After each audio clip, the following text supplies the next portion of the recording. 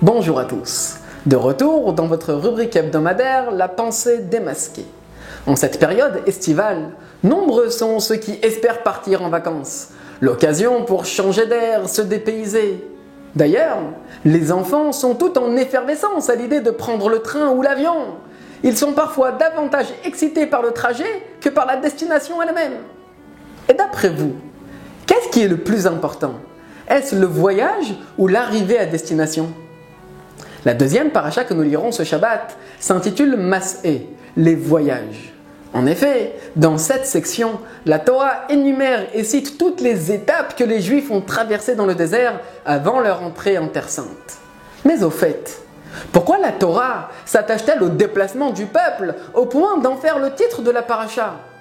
Il paraît pourtant clair que l'essentiel est d'arriver à destination. Le trajet n'est qu'un moyen d'y parvenir et donc tout à fait anecdotique. Par ailleurs, les Juifs ont passé bien plus de temps à camper dans le désert qu'à voyager. Et par conséquent, il semblerait que cette paracha aurait dû porter le nom de campement plutôt que celui de déplacement.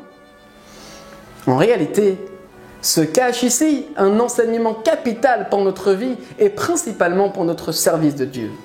De fait, le voyage symbolise notre parcours, notre travail visant à atteindre nos objectifs. L'arrivée à destination signifie, elle, le repos, l'arrêt. Cet arrêt qui nous renvoie à l'autosatisfaction et au contentement n'est pas dans l'esprit du judaïsme. La Torah nous demande de ne jamais être à l'arrêt, mais au contraire, toujours en marche et en mouvement. Car dans notre service de Dieu, nous devons perpétuellement aspirer au meilleur et toujours être en ascension.